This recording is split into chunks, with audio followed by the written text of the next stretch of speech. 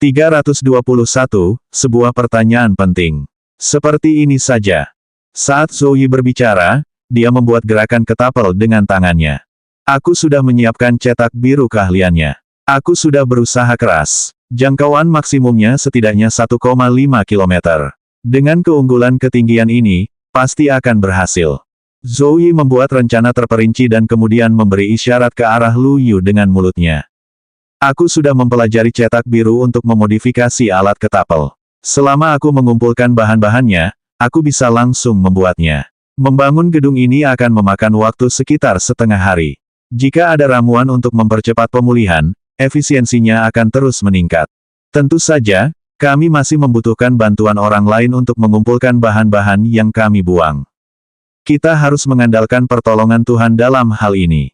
Fang Heng menundukkan kepalanya dan dengan hati-hati mempertimbangkan kelayakan rencana ini. Ya Tuhan, apa yang kau pikirkan?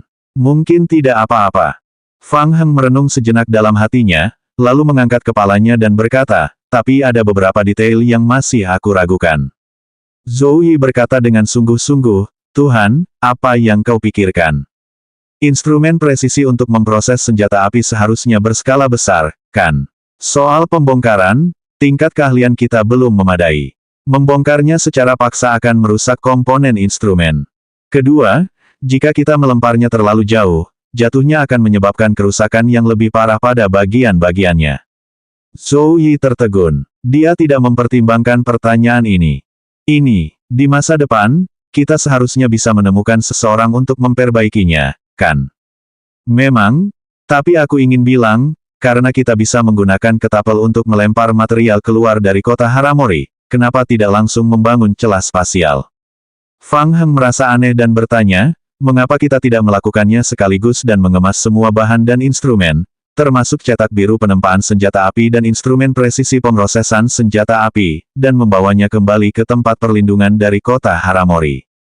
Keretakan spasial, mengemasnya dan membawanya pergi. Gagasan ini terlalu mengada-ada. Orang-orang di dalam truk langsung terdiam dan menatap Fang Heng dengan tenang. Tidak seorang pun pernah mempertimbangkan pertanyaan ini. Apakah ada kebutuhan untuk bertanya? Karena itu tidak mungkin. Celah spasial adalah perangkat berskala besar yang membutuhkan vitalitas dan material pemain dalam jumlah besar untuk menyelesaikan konstruksinya. Selain itu, ada juga batas waktu. Diperlukan waktu 3 hari hanya untuk menemukan lintasan waktu pada celah spasial tersebut. Selain itu, di kota Haramori, selain mencari bahan-bahan untuk bertahan hidup, menghadapi gelombang zombie, dan menyelesaikan misi permainan, pemain juga harus berhati-hati terhadap serangan pemain dari 3 faksi lainnya. Sangat sulit untuk bertahan hidup. Tidak ada waktu, energi, dan material tambahan untuk membangun perangkat retakan spasial. Yang paling penting, server hanya memiliki segelintir cetak biru perangkat penghancur ruang. Bahkan jika pemain memiliki vitalitas tak terbatas, akan memakan waktu 2 hingga 3 hari bagi seseorang untuk membangun perangkat celah spasial. Sepertinya itu mungkin. Semua masalah itu tidak menjadi masalah bagi Fang Heng. Dia tidak kekurangan makanan. Di satu sisi, tim zombie berhasil mengumpulkan beberapa material, sementara di sisi lain, Fang Heng awalnya berencana mengosongkan toko kiamat Wendy. Dia juga punya banyak pekerja konstruksi. Tim zombie mewarisi keterampilan konstruksinya. Dengan begitu banyak zombie, mudah untuk membangun alat keretakan spasial. Untuk material, beberapa material langka bisa dibeli dari toko Wendy. Material umum lainnya bisa ditemukan di kota Haramori oleh tim zombie. Sedangkan pemain dari kubu lawan, dia sama sekali tidak takut pada mereka. Setelah malam ini, saat Likers selesai menyebarkan diri, tidak peduli berapa banyak pemain dari faksi lawan yang datang, mereka akan musnah. Satu-satunya masalahnya adalah waktu. Diperlukan waktu 3 hari untuk menemukan lokasi perangkat keretakan spasial. Jika ia ingin membuka celah spasial, ia harus mengendalikan waktu. Ia tidak bisa membiarkan peristiwa istimewa ini berakhir terlalu cepat. Jika semuanya berjalan lancar, dia akan menjarah seluruh kota Haramori. Fang Heng tergoda. Jika dia dapat memiliki cetak biru penempaan senjata api dan instrumen pemrosesan senjata api yang presisi, itu berarti tempat perlindungannya akan mampu menghasilkan aliran senjata dan peluru yang stabil. Bisnis ini menguntungkan. Mencicit. 1,5 jam kemudian, truk militer yang penuh barang kembali berhenti di depan sebuah villa di pusat kota. Zhou Yi dan Lu Yu adalah orang pertama yang melompat keluar dari truk. Panen yang melimpah. Selama mereka meretas, para zombie telah menggeledah seluruh rumah sakit di pusat kota. Selain mengumpulkan banyak perlengkapan medis, ada juga setengah truk penuh berisi perlengkapan misi, bahan pertolongan pertama. Zhou Yi dan Lu Yu merasa gelombang ini terlalu menggembirakan. Berdasarkan poinnya, satu truk penuh material bisa mendapatkan setidaknya 4.000 poin. Dengan begitu, mereka akan bisa mendapatkan material dan sumber daya dalam jumlah besar. Mungkin, rencana besar Fang Heng untuk membangun alat keretakan spasial menjadi mungkin. Keduanya sangat antusias. Saat mereka hendak memindahkan perlengkapan pertolongan pertama dari truk, Fang Heng mengulurkan tangan untuk menghentikan mereka. Jangan terburu-buru, tunggu dulu, jangan terburu-buru menyerahkan misi. Zhou Yi dan Lu Yu berhenti dan menatap Fang Heng dengan bingung. Tunggu, kenapa begitu? Fang Heng mendesah dalam diam. Pembatasan misi dalam game. Wendy tidak akan melanjutkan misi normal setelah 5.000 poin. Kurasa kam ini cukup besar. 10.000 poin saja masih jauh dari cukup untuk membeli seluruh toko. Misi poin tier 1 yang diberikan Wendy akan menjadi tidak valid setelah poin yang terkumpul mencapai 5.000 poin. Misi normal tidak akan lagi diberikan kepada publik.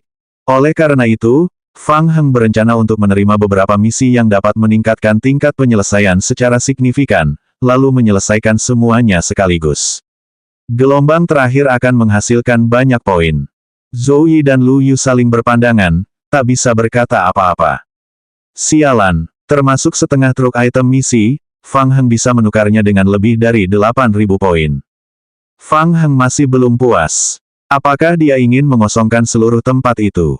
Tetapi, rasanya sungguh menyenangkan. Petunjuk, Anda telah mengirimkan misi untuk mengumpulkan perlengkapan pertolongan pertama. Tingkat penyelesaian misi saat ini, 500,4%. Anda telah menerima 1000,8 poin perkemahan. Petunjuk, Anda telah menyelesaikan misi, membasmi gerombolan zombie di area rumah sakit.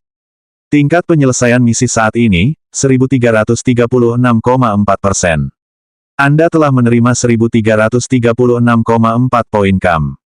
Petunjuk, persahabatanmu dengan Wendy sedikit meningkat. Fang Heng, tingkat penyelesaian misimu melebihi ekspektasiku. Kurasa kau kandidat terbaik untuk menyelesaikan misi ini. Wendy memujinya dari lubuk hatinya. Sayangnya, kamu masih perlu menyelesaikan misi 200 poin lagi untuk lulus penilaianku. Fang Heng tersenyum ramah, tentu saja, saya akan terus bekerja keras. Aku percaya pada kemampuanmu. Selain itu, apakah kamu perlu menukar beberapa material dan peralatan sekarang? Aku akan berusaha sebaik mungkin untuk membantumu. Kami punya banyak senjata baru di sini, kamu seharusnya bisa. Fang Heng menggelengkan kepala dan mengangkat dua jari. Tidak, aku tidak butuh apa-apa lagi. Aku hanya perlu menukar 2 truk militer. Sisa poinnya akan ditukar dengan kopi kaleng. Terima kasih. Itu terjadi lagi. Truk lagi. Wendy benar-benar tidak mengerti mengapa Fang Heng membutuhkan begitu banyak truk militer. Juga, Wendy, aku punya pertanyaan yang sangat penting. Wendy berkata dengan serius, silakan bicara. Bisakah truk-truk di kam dipertukarkan tanpa batas waktu? Apa? 322, penyerahan misi. Bisakah truk-truk di kam dipertukarkan tanpa batas waktu? Apa? Maksudku, berapa banyak truk yang bisa kutukar paling banyak?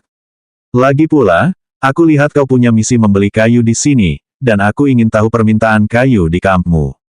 Wendy benar-benar bingung dengan pertanyaan Fang Heng.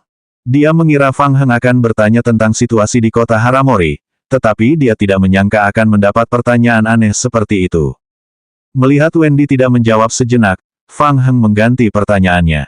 Maksudku, berapa banyak kayu yang bisa dikumpulkan perkemahanmu? Wendy memijat pelipisnya dan menjawab dengan lembut, masih ada 20 truk militer tersisa di kam kami. Lagi pula, tidak ada batasan pembelian. Kami membutuhkan banyak sumber daya, semakin banyak semakin baik. Ada 20 truk besar. Fang Heng sangat gembira. Besar. Seperti yang diharapkan dari kam kiamat di kota besar. Berbeda dengan kam bobrok di pintu masuk penjara, tidak ada pertukaran untuk 1 truk pun, dan juga ada batasan jumlah material yang bisa dibeli. Gudang itu selalu penuh. Senyum di wajah Fang Heng menjadi lebih cemerlang. Jika Anda berkata begitu, maka saya bisa merasa tenang dan dengan berani mengosongkan toko Anda. Terima kasih, Wendy. Aku masih harus mengumpulkan beberapa misi lagi. Maaf merepotkanmu. Petunjuk, Anda telah menerima misi, kumpulkan perlengkapan pertolongan pertama. Petunjuk, Anda telah menerima misi kumpulkan bahan bangunan, papan kayu. Petunjuk, Anda telah menukar poin dengan truk militer Asteris 2, kopi kaleng Nestle, 24 botol Asteris 4. Setelah menerima misi dan menukar 2 truk dan 4 kotak kecil kopi, Kapten Keamanan Kam, Ron, membawa Fang Heng keluar dari villa. Fang Heng, ku dengar kau telah menerima misi mengumpulkan papan kayu. Aku sarankan kau pergi ke pabrik furnitur di sebelah barat kota. Aku ingat ada cukup banyak papan kayu siap pakai berkualitas tinggi di sana, tapi agak jauh, jadi agak repot bolak-baliknya. Selain itu, ada juga pabrik pengolahan kayu di sebelah utara kota. Terima kasih atas saranmu, Ron, tapi mengumpulkan papan kayu tidak perlu terlalu merepotkan.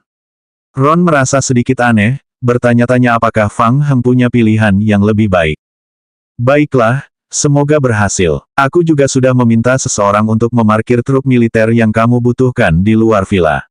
Ini kunci mobilnya. Terima kasih. Tunggu sebentar lagi. Barang-barang ini sudah siap untuk diserahkan kepada Bu Wendy nanti. Saya akan menyimpannya di sini untuk sementara waktu. Fang Heng mengambil kunci dan mengangkat tangannya, melambai ke arah Mo Jiawei dan 2 orang lainnya yang duduk di sampingnya di trailer di belakang truk. Sudah selesai. Ayo bongkar barangnya. Cepat. Yang akan datang. Zhou Yi dan Lu Yu sangat gembira. Mereka segera melompat ke truk dan melemparkan kantong-kantong berisi perlengkapan pertolongan pertama ke bawah truk. Mereka akan mengosongkan kamp kiamat. Dan itu adalah perkemahan kiamat berskala besar dalam acara khusus. Memikirkannya saja sudah mengasyikkan. Ini. Melihat tas-tas berisi perlengkapan pertolongan pertama, Kapten Keamanan Kam, Ron, membuka mulutnya dan merasa bingung. Fang Heng, apakah kamu masih memiliki perlengkapan pertolongan pertama yang belum diserahkan? Nggak usah buru-buru. Aku harus kasih kejutan buat Wendy. Aku titip barang-barang ini buat kamu dulu. Nanti aku serahkan ke Wendy besok pagi. Fang Heng memberi isyarat kepada Ron agar diam saja mengenai masalah ini dan menepuk pundaknya. Akan ada banyak materi yang dikirimkan malam ini. Bersiaplah untuk menerimanya. Di bawah tatapan bingung Ron, Zhou Yi dan 2 orang lainnya memindahkan separuh perlengkapan pertolongan pertama dari trailer ke tanah.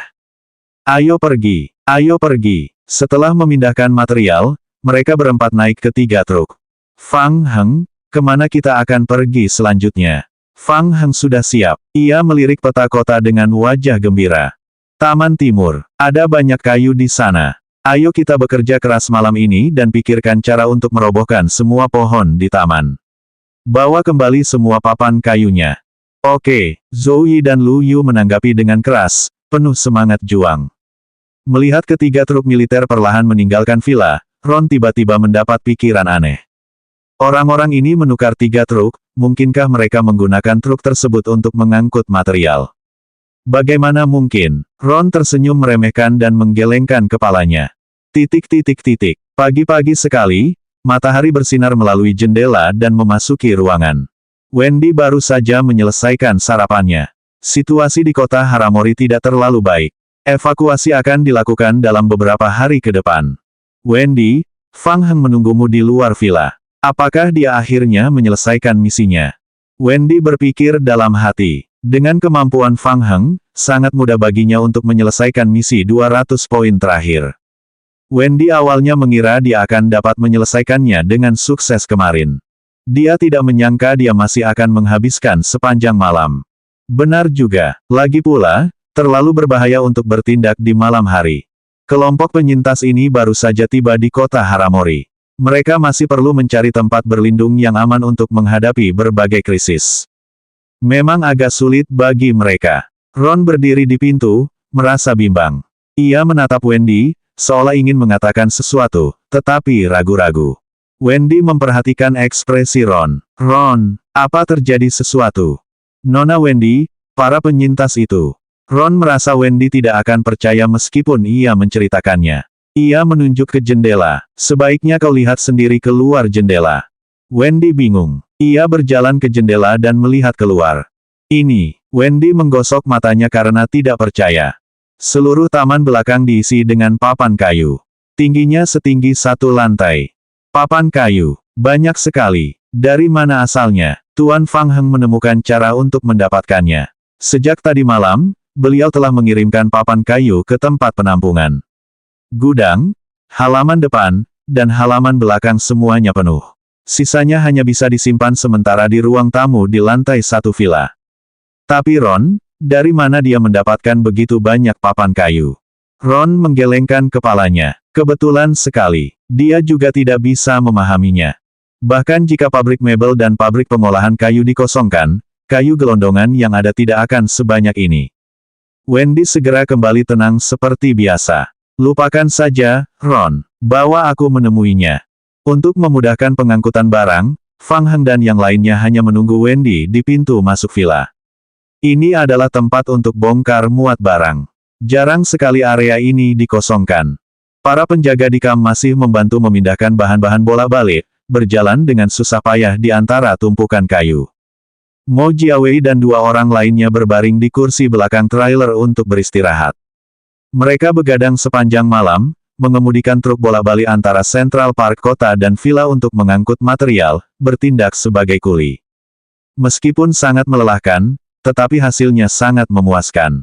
Pikiran untuk mengosongkan seluruh toko membuat Zhou Yi dan Lu Yu merasa seperti sedang diberi steroid. Fang Heng melemparkan beberapa kaleng kopi ke teman-temannya dan meneguk berton-ton kopi ke dalam perutnya. Melihat Ron dan Wendy berjalan mendekat, Fang Heng melambaikan tangan untuk menyambut mereka.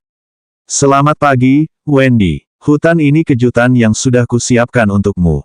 Kejutan. Wendy memang terkejut sesaat, tetapi dia tidak merasakan banyak kegembiraan. Fang Heng, kamu terlalu mengejutkanku. Petunjuk, Anda telah mengirimkan misi untuk membunuh zombie tingkat 1. Tingkat penyelesaian misi saat ini, 3000,4%. Anda telah menerima 3000,4 poin KAM. Petunjuk, Anda telah mengirimkan misi, kumpulkan bahan bangunan, papan kayu. Tingkat penyelesaian misi saat ini, 20.500%. Anda telah menerima 20.500,8 poin perkemahan.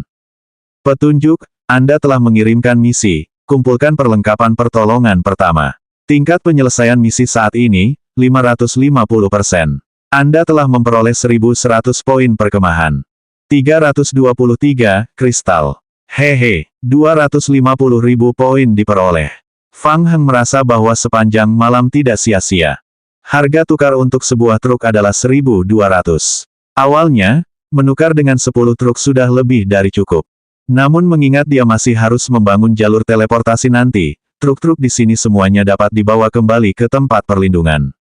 Fang Heng memutuskan untuk mengosongkan semua truk di kamp.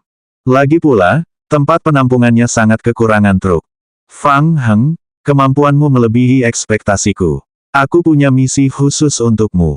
Fang Heng berkata dengan serius, silakan bicara. Kota Haramori berbeda dari dunia luar. Ini tempat yang sangat aneh. Saat kami mengumpulkan material di kota, kami menemukan kristal yang sangat aneh. Kristal-kristal aneh ini memiliki warna yang berbeda dan kekuatannya sangat lemah. Jika kita bisa mengumpulkan semua kristal dan menggabungkannya menjadi satu, mungkin kita bisa menemukan informasi yang lebih berharga. Fang Heng, aku harap kamu bisa mencari ke seluruh kota dan menemukan semua kristal. Petunjuk, Anda telah menerima persetujuan Wendy. Anda telah memicu misi terakhir Wendy, Kristal Fusi. Nama misi, Kristal Fusi. Kesulitan misi, SSS. Deskripsi misi, kamu telah mendengar dari Wendy bahwa beberapa kristal aneh baru-baru ini ditemukan di kota Haramori. Wendy perlu mengumpulkan berbagai jenis kristal untuk mencoba mengungkap rahasia kristal tersebut. Persyaratan misi, harap kumpulkan 21 jenis kristal yang berbeda dan gabungkan setiap jenis kristal asteris 500. Hadiah misi, buku keterampilan. Buku keterampilan. Melihat hadiah misi, Fang Heng terkejut. Namun, jika melihat persyaratan misinya, tampaknya itu sangat merepotkan. Total ada 21 jenis kristal, dan setiap jenis membutuhkan total 500 kristal. Dia memperkirakan bahwa dia perlu mencari di seluruh kota Haramori sebelum dia bisa melakukannya. Bukankah itu agak memakan waktu? Lagi pula, tim zombie masih harus fokus membangun celah ruang waktu, jadi mereka tidak punya banyak waktu luang dalam hal produktivitas. Saat Fang Heng tengah merenung dalam hatinya, sederet petunjuk permainan muncul lagi dalam penglihatannya. Petunjuk, di bawah pengaruh khusus, misi tingkat 4 telah dipicu. Pemain harus menjalankan misi tingkat 3 dan tingkat 4 secara bersamaan. Kompetisi poin sumber daya misi tingkat 4. Nama misi, kompetisi poin sumber daya. Kesulitan misi, S. Deskripsi misi pukul 1.21 titik sumber daya khusus termasuk pos kesehatan, restoran, toko senjata, pabrik, akan diperbarui dalam 2 jam di kota Haramori. Pemain dapat mencari material di titik sumber daya khusus sistem, dan pemimpin faksi dapat memilih untuk mendapatkan kepemilikan titik sumber daya setelah menyelesaikan titik sumber daya. Pemain juga dapat merebut titik sumber daya yang telah ditempati oleh faksi lain. Deskripsi misi 2, setelah berhasil menduduki titik sumber daya, pemain dapat memperoleh kristal khusus yang dihasilkan oleh titik sumber daya setiap 1 jam. Kristal yang dihasilkan oleh setiap titik sumber daya berbeda. Pemain dapat langsung bertukar material melalui kristal. Deskripsi misi 3, setelah acara khusus berakhir, kristal yang belum dikonsumsi akan diubah menjadi poin acara khusus dengan tarif tetap. Opsi penyelesaian 1, dapatkan 10 kristal spesial dari salah satu dari 8 jenis yang berbeda. Pemain dapat memilih untuk pergi ke jalan kota nomor 3822 di kota untuk mencari Wendy yang akan mengantarkan kristal tersebut. Setelah pengiriman selesai, acara spesial dianggap selesai dan pemain akan memasuki status penyelesaian. Setelah menyelesaikan acara melalui metode ini, Anda akan mendapatkan 30 poin Raja Para Dewa. Opsi penyelesaian 2, setelah 3 hari dalam permainan, Anda dapat memilih untuk langsung keluar dari acara khusus dan memasuki status penyelesaian. Petunjuk khusus, seiring berjalannya waktu, kekuatan zombie di kota Haramori akan meningkat secara bertahap. Fang Heng dengan saksama membaca uraian misi dan segera menyadari sesuatu. Ternyata misi pengumpulan kristal Wendy dan misi alur cerita utama untuk acara khusus tersebut saling berkaitan. 21 jenis kristal yang berbeda secara kebetulan berhubungan dengan 21 titik sumber daya yang berbeda. Dengan kata lain, misi untuk tingkat 4 adalah memperoleh sumber daya. Sistem ini dibagi menjadi total 21 titik sumber daya. Untuk menyelesaikan misi dan mendapatkan hadiah, pemain tentu akan melancarkan pertempuran sengit di sekitar 21 titik sumber daya ini. Dalam waktu singkat, Fang Heng sudah memiliki rencana kasar dalam pikirannya. Dia mengangkat kepalanya dan tersenyum, Wendy, aku akan berusaha sebaik mungkin untuk menyelesaikan misi ini. Tapi sebelum itu, aku perlu menukar beberapa barang. Tentu saja, Fang Heng. Kalau itu senjata, aku bisa memberikannya padamu. Fang Heng melambaikan tangannya dan menyela, tidak, yang kubutuhkan adalah truk. Truk lagi. Wendy tercengang. Ya, saya ingin semua truk yang tersisa. Wendy tidak tahu harus tertawa atau menangis. Ia bahkan curiga Fang Heng punya preferensi khusus untuk truk. Fang Heng, apakah kamu benar-benar membutuhkan truk sebanyak itu?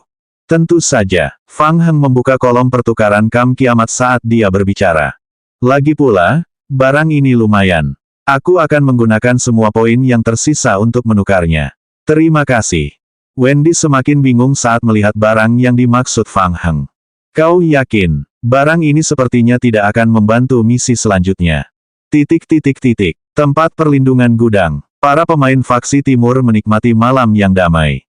Setelah online, para pemain mulai memperkuat pertahanan gudang. Yu Jie sedikit terkejut saat melihat Fang Heng dan 2 orang lainnya mengendarai 4 truk besar ke pintu masuk gudang. Sialan, mereka belum ketemu semalaman. Kenapa mereka bawa 3 truk lagi? Banyak pemain juga memperhatikan truk besar yang dibawa kembali Fang Heng.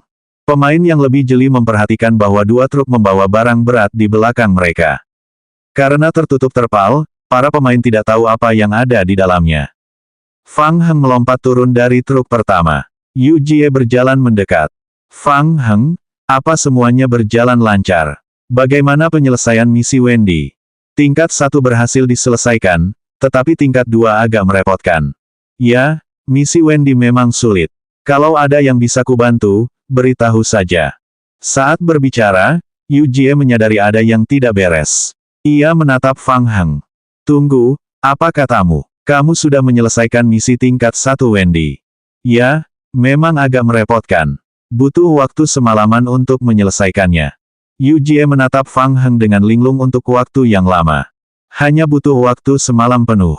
Di server lama, misi serupa seperti tier 1 biasanya memerlukan kekuatan seluruh faksi untuk diselesaikan dalam sehari penuh. Ini berdasarkan asumsi bahwa faksi lain tidak akan menimbulkan masalah. Bagaimana dia bisa menyelesaikan misi tersebut dalam satu malam? Fang Heng meregangkan tubuhnya, mengangkat kepalanya, dan meneguk sebotol kopi lagi. Ia memberikan sebotol lagi kepada Yu Jie. Mau satu? Yu Jie tersadar kembali. Tidak, tidak perlu. Bagaimana situasi di tempat penampungan? Malam tadi sangat damai, tapi Yu Jie memikirkan sesuatu yang tidak menyenangkan. Ekspresinya menjadi gelap. Dia memberi isyarat agar Fang Heng berjalan ke sudut dan berbisik di telinganya. Aku sudah bertanya-tanya. Kali ini, berbagai guild besar di wilayah timur setuju untuk tidak berpartisipasi dalam acara spesial karena mereka sudah merencanakannya jauh-jauh hari. Lagi pula, target mereka adalah kamu. 324 target. Apa? Target mereka adalah aku. Fang Heng mengerutkan kening. Ia sangat terkejut dengan ini. Pengaruh penjara berkembang terlalu cepat. Guild-guild besar ini merasakan ancaman besar darimu, terutama para liker yang kau dan para Dark Knight kendalikan. Mereka pikir jika mereka terus membiarkanmu berkembang, seluruh dunia game Kiamat Distrik 8 akan berada di bawah kendalimu sepenuhnya. Karena itu, berbagai guild besar di wilayah timur diam-diam telah mencapai kesepakatan. Mereka ingin memanfaatkan acara khusus ini sebagai kesempatan untuk menyerangmu. Selain wilayah timur, semua pemain di seluruh dunia apokaliptik server 8 sangat waspada terhadapmu. Mereka semua telah sepakat secara pribadi bahwa mereka akan terlebih dahulu menargetkan wilayah timur selama acara spesial. Begitu mereka mengonfirmasi bahwa kamu telah tewas dalam acara khusus, guild-guild besar di wilayah timur akan segera melancarkan serangan ke penjara, menghambat perkembanganmu dalam permainan. Fang Heng melengkungkan bibirnya dengan nada meremehkan. Ternyata serikat-serikat besar inilah yang mengincarnya. Mereka tidak bodoh. Sayang sekali, waktunya tidak tepat. Sudah terlambat. Pembangunan penjara telah lama melampaui imajinasi mereka. Tidak peduli berapa banyak yang datang, mereka akan musnah. Fang Heng merasa bahwa serikat besar wilayah timur melakukan hal yang baik dengan tidak berpartisipasi dalam acara khusus ini. Jika tidak, hal terburuk yang mungkin terjadi adalah sekelompok besar rekan setim yang menjijikkan telah menyelinap ke kamp. Saya mengetahui bahwa sponsor serangan gabungan terhadap penjara ini adalah dua perusahaan besar, Crimson Technology dan Phoenix Sound Gaming Company. Yu Jie juga sangat tidak senang. Serikat-serikat besar ini diam-diam sepakat untuk menentang penjara, dan bahkan Federasi Timur pun jatuh ke dalam perangkap mereka. Jika Fang Heng tidak memikirkan cara untuk mendapatkan banyak bom molotov dalam misi gelombang zombie tingkat 2 untuk membalikkan keadaan, dia dan bawahannya kemungkinan besar akan kehilangan nyawa mereka dalam kejadian khusus ini. Selain itu, saya juga diam-diam menyelidiki Qin Ming. Perusahaannya baru-baru ini memiliki utang yang besar. Jika dugaan kami benar, kemungkinan besar dia disuap oleh Crimson Technology. Dia bergabung dalam permainan untuk memantau setiap gerakan kami dan memberikan informasi kepada para pemain dari 3 kubu lainnya. Saat gelombang zombie tingkat 2, dia sengaja memancing gelombang zombie untuk menghancurkan garis pertahanan kami. Saat Yu Jie berbicara, tatapannya menyapu ke arah gudang.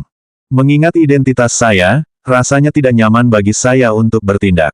Sebaiknya Anda yang mengurusnya. Tentu saja, bahkan seekor tahil lalat pun harus mati. Namun, membunuhnya seperti ini terlalu mudah baginya. Mata Fang Heng sedikit menyipit. Begitulah inti masalahnya. 3 faksi lainnya pasti sudah mengetahui situasi internal faksi kita melalui Qin Ming. Yu Jie merasa bahwa faksi timur menjadi semakin berbahaya kali ini. Fang Heng, bom molotov yang tersisa sudah hampir habis. Kekuatan faksi timur kita secara keseluruhan relatif lemah. Diperkirakan pemain dari 3 faksi lainnya akan segera menyerang. Ketika saatnya tiba, federasi kita tidak akan berpartisipasi dalam pertarungan antar pemain. Kuharap kau bisa mengerti. Fang Heng mengangguk ringan. Sambil berbicara, Yu Jie menoleh ke arah truk Fang Heng. Baiklah, barang bagus apa yang kau bawa pulang? Bisakah kau membantu kami melewati krisis ini? Tentu saja, itu semua cukup bagus. Benar-benar.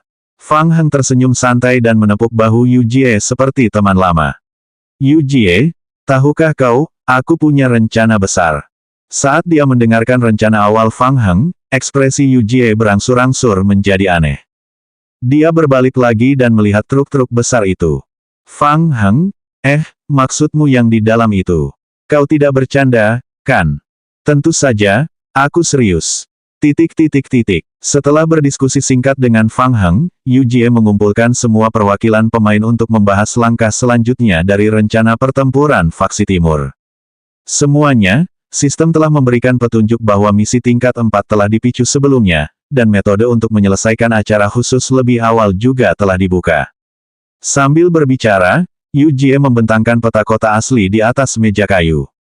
Di antara 21 titik sumber daya yang diberikan oleh sistem, terdapat satu pabrik manufaktur senjata api skala besar dan 2 gudang senjata api dan senjata api. Kedua tempat ini akan menjadi beberapa target pertama yang ingin ditempati para pemain. Dengan kekuatan tim pemain kami, menyerang pabrik senjata api dengan paksa tidak akan memberi kami keuntungan.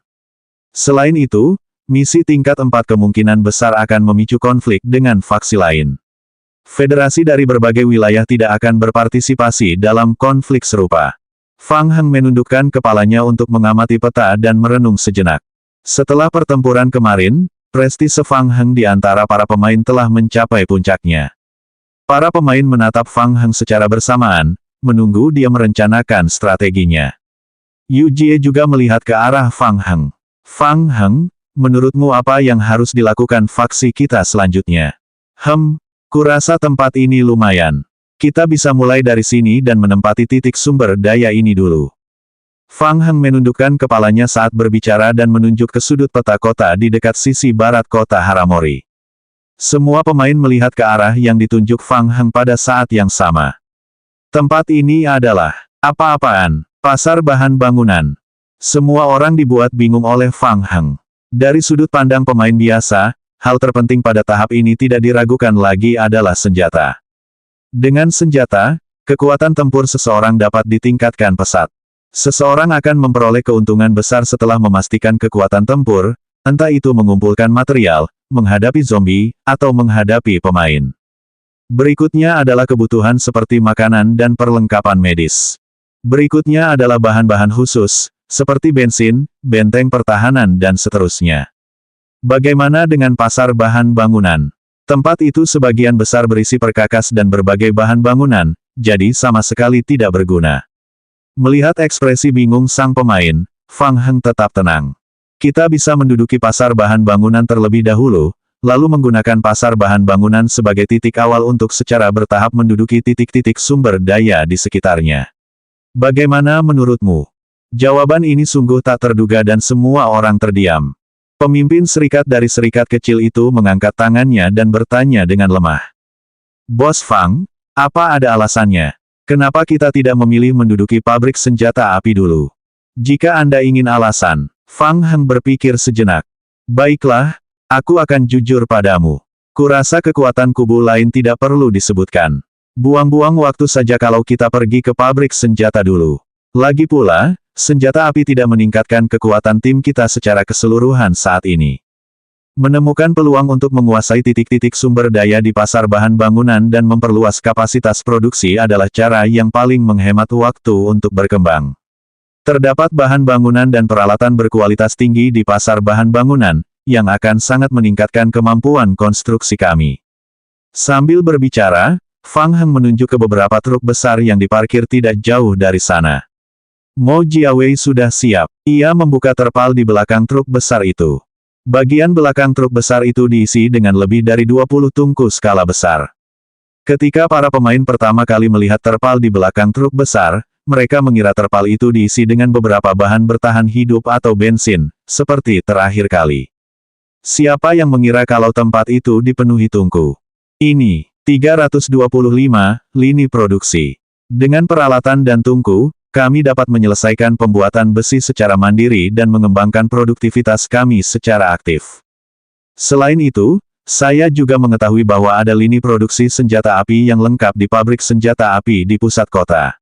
Dengan material logam yang cukup, jika semuanya berjalan lancar, kita seharusnya bisa menduduki pabrik senjata api dan mulai memproduksi massal senjata api tingkat rendah dalam 2 hari.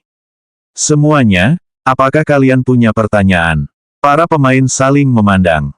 Mereka benar-benar tercengang oleh serangkaian operasi mewah Fang Heng. Itu adalah hal yang luar biasa. Meskipun sebagian besar pemain tidak begitu mengerti, mereka masih mengerti beberapa kata kunci. Sialan, orang lain datang ke acara khusus itu untuk bertahan hidup, tapi dia datang sendirian untuk membangun infrastruktur. Batuk, batuk. Yu Jie tak tahan lagi. Ia berdeham dan menjelaskan kepada para pemain. Sebenarnya, yang ingin disampaikan Fang Heng adalah kekuatan wilayah timur kita saat ini relatif lemah. Tingkat keberhasilan bersaing dengan wilayah lain untuk mendapatkan senjata api sangat rendah.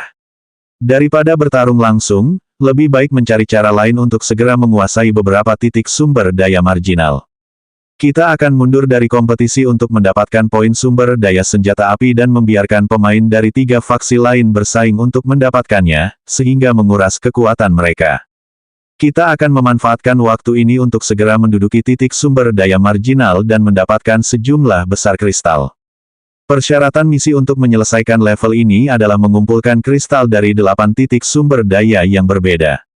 Tidak ada persyaratan untuk jenis kristal. Kedepannya, kita juga bisa berdagang dengan pemain dari faksi lain untuk mendapatkan kristal dari titik sumber daya lain. Kita bisa menghindari konflik langsung dengan pemain dari faksi lain dan mencapai tujuan akhir, yaitu menyelesaikan permainan dengan aman. Jadi begitulah yang terjadi. Mendengar penjelasan Yu Jie, semua orang tiba-tiba tersadar dan mulai berdiskusi dengan suara pelan. Jadi itulah yang dimaksudkan Tuhan. Tampaknya ini memang solusi yang paling aman saat ini. Ini jauh lebih dapat diandalkan daripada rencana infrastruktur Fang Heng. Di tengah kerumunan, ekspresi Qin Ming agak jelek. Ia melirik Fang Heng. Dia harus mengakui bahwa rencana Fang Heng agak operasional. Jika berhasil, besar kemungkinan pemain faksi timur dapat mengakhiri acara khusus ini dengan sukses. Fang Heng mempertahankan senyumnya dan memperhatikan ekspresi setiap orang. Sungguh sulit untuk membuat orang percaya pada orang lain di dunia ini. Dia jelas-jelas mengatakan kebenaran, tetapi tak seorang pun mempercayainya. Dia benar-benar ingin membangun infrastruktur. Membangun jalur teleportasi membutuhkan banyak besi dan logam. Dia harus segera menguasai pasar bahan bangunan. Ada peralatan baja canggih dan sumber daya produksi khusus di sana, yang dapat sangat mempercepat efisiensi perolehan sumber daya tim zombie. Yu Jie mengulurkan tangannya dan menekan ke bawah, menunggu diskusi pemain sedikit mereda. Ia melanjutkan, jadi setelah berdiskusi dengan Fang Heng, kami memutuskan untuk pergi ke pasar bahan bangunan bersama dan menempati poin sumber daya di pasar bahan bangunan sesegera mungkin.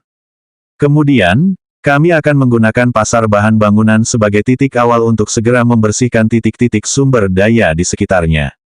Operasi ini sangat penting. Waktu kita sangat terbatas. Selain meninggalkan beberapa pemain untuk berjaga-jaga dari zombie yang berkeliaran itu, anggota tim pemain lainnya akan bergerak maju. Mendengar kata-kata Yu Jie, para pemain kembali gempar. Mereka semua, apakah kita semua akan menyerang titik sumber daya? Tidak perlu banyak orang pergi bersama, kan?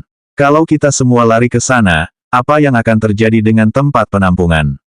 Benar, bagaimana kalau tempat perlindungan kita diserang oleh faksi lain saat ini? Semua pemain merasa risikonya kali ini terlalu besar. Jika mereka diserang oleh golongan lain, itu sama saja dengan mereka semua tereliminasi. Memang ada risikonya. Yu Jie menunggu dengan tenang.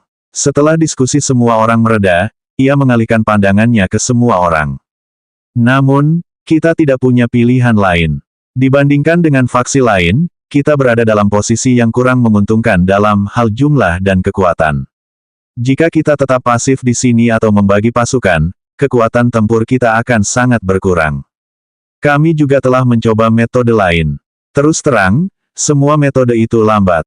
Hanya dengan cepat menduduki setidaknya 6 wilayah dan mengumpulkan kristal dengan cepat, kami akan memiliki kesempatan untuk berhasil meninggalkan acara khusus ini. Para pemain semuanya terdiam. Logikanya tampaknya sama, tetapi ini terlalu berlebihan. Setiap orang, Fang Heng tidak ingin membuang waktu lagi. Dia melangkah kecil ke depan. Sejak bergabung, gengsi yang telah dikumpulkan Fang Heng membuat semua pemain terdiam serentak. Mereka semua menoleh ke arah Fang Heng. Bom Molotov hampir habis. Semakin sedikit pemain yang membersihkan poin sumber daya, semakin banyak waktu yang terbuang. Sekalipun setengah dari pemain kita tetap di sini, kita tidak akan mampu menahan serangan dari 3 faksi lainnya. Daripada menunggu kematian, kenapa kita tidak bertaruh dan melihat seberapa beruntungnya kita? Bagaimana menurutmu? Setelah hening sejenak, salah satu pemain berteriak, "Sialan. Fang benar, kita bertaruh. Persetan, daripada menunggu kematian, ayo kita bertaruh. Kami akan mengambil risiko. Pergi, pergi, pergi. Peluang kita untuk menang masih sangat tinggi." Fang Heng tersenyum tenang, kurasa target pertama dari 3 kubu lainnya adalah poin sumber daya senjata api. Kecil kemungkinan mereka akan menyerang tempat perlindungan kita. Kita tidak punya waktu. Truk itu adalah keuntungan terbesar kita sekarang. Truk itu bisa menghemat banyak waktu perjalanan kita. Sebelum pemain dari kubu lain sempat bereaksi, kita akan menduduki titik sumber daya skala kecil dulu. Ayo pergi.